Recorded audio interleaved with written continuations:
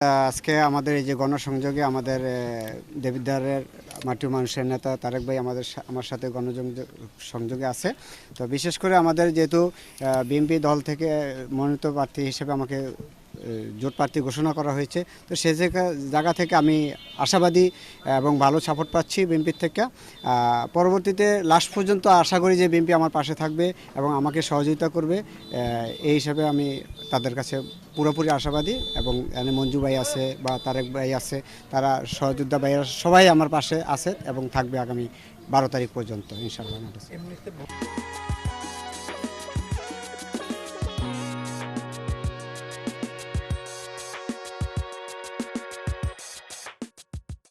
বিশেষ করে কি আমার যেটা আমার প্রচারণায় আমি ভালো সাড়া পাচ্ছি এবং এই সাড়া আমি মনে করি যে আমার জন্য অনেকটাই উপকৃত হবে এবং সেই সাড়া আমি 12 তারিখে অবশ্যই ভোটের মাঠে ভোটে বিজয় হয়ে ওনাকে আমি জানান দিতে চাই যে অযোগ্য প্রার্থী কারা আর যোগ্য প্রার্থী কারা, সেটা ভোটের মাঝে ইনশাল্লাহ জনগণ জবাব দেবে।